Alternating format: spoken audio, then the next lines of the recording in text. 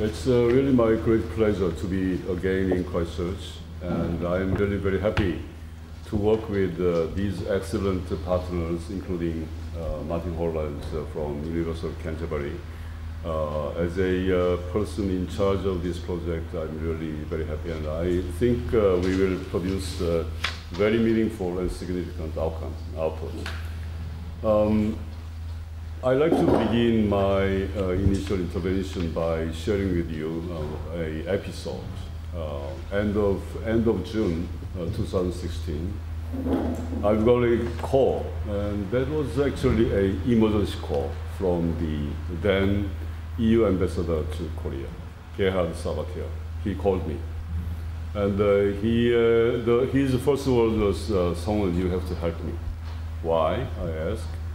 And he said, well, I'd like to have some seminar and involving Korean officials, but there would nobody come. So what is the topic of the seminar? You know, the end of June, we have been, so beginning of July, so he was about to celebrate the 5th anniversary of the entry into force of Korea-EU FTA, right? You can imagine why the Korean officials did not come, because they are not happy. They were unhappy about the result of this FTA, because FTA, which were 5 years in operation. Because Korea has had a sizable trade surplus before that, before the entry into force of the Korea-EU FTA. However, this surplus turned to sizable deficit. So as a mercantilistic country, Korean officials were not happy, and they wanted to avoid any trade deficits with the European Union as long as they are in the position of trade minister or trade vice minister, things like that. I was there, and really nobody came, but there were a lot of Korean journalists, and including international journalists as well. I explained.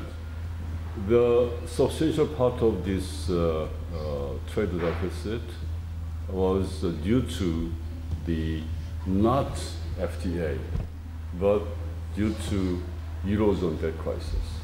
Because we had the Eurozone debt crisis since 2008-2009 period, and it was still going on.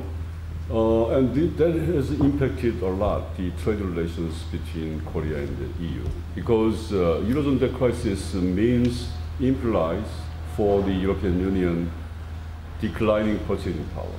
If you have decreasing income, you cannot import so much as before, and the euro has depreciated, so they have got naturally improving price competitiveness compared to Korean products in Korean market, as well as in the international market, as well as also in EU markets as well. So that Korean exports were not so high as before. And there were other factors, but there was the Eurozone debt crisis was the key to explain this change from surplus to deficit. Well, I mean, why I bring this episode into discussion? Because Eurozone debt crisis, as a crisis of many crises of the European Union, has impacted quite substantially the trade and economic relations between the two parties.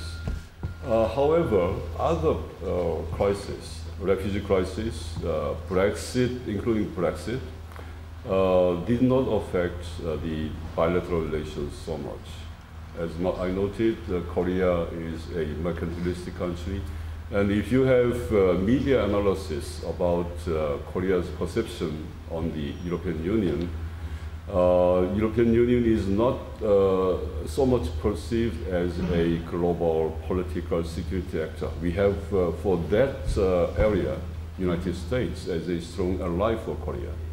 But European Union is perceived as a very important economic partner, trade partner, investment partner. So that the Korean side was concentrating only on the economic impact. I mean, we have really very strong competitiveness of the European Union in other areas as well. European Union is providing more than half of global development aid. European Union is the pioneer in many environmental products and technologies. And Korea is learning from that. However, we are too much focused on trade and investment relations. We are mercantilistic. I think most of the European countries as well mercantilistic, but Korea is quite traditionally has been a mercantilistic country. Coming to other phenomena in the crisis, not only EU, but Martin noted another crisis, Trump. Trump is a factor in Korea. I mean, Trump is a kind of headache for Korean economy as well as for Korean security.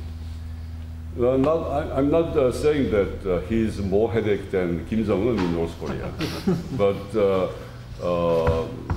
confronting with North Korea permanently with power, that is not good for the security and the peace building on the Korean Peninsula. That is what I mean. When I was asked by an American guy last year when I was traveling in France, he asked me, who is worse, Trump or Kim Jong-un, right? It's a question I was encountering, but I did answer, well, Kim Jong-un is more worse than Trump, right?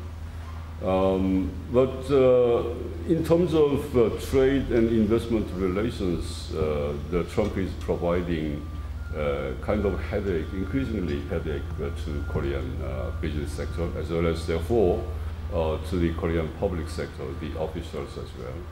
Because as noted by a number of panelists today as well, he is doing very nationalistic, egoistic policy, and which I think will be leading to the weakening of the global leadership of the United States. We can see still, you can see already this in many parts of the world politics and world economics. And the leadership is provided by many factors, but one of the important factors of leadership, especially global leadership, is, to my mind, sacrifice. US has sacrificed a lot in the past, but not ready to do more. And this will be then filled and should be filled by other actors. And China is emerging to, I don't know whether it is intention, but to fill this gap. However, European Union is in very good position to fill this gap, right? Whether European Union is ready to do it, it's still questionable. However, European Union has the potential to fill this gap. If not possible alone, then why not with Asia? We have established a very excellent cooperation venue between Asia and Europe, which is called ASEAN. But the ASEAN's relevance in the past has been waning and waning, and ASEAN's influence as well. Even though we have expanded from the initial 26 countries to, at the moment, 53 members, the ASEAN's relevance, has to be strengthened, probably to fill this gap of global leadership, which is left by the United States. So we have kind of potential for strengthening Asia-Europe relations because of this Trump crisis, EU crisis. Thank you very much.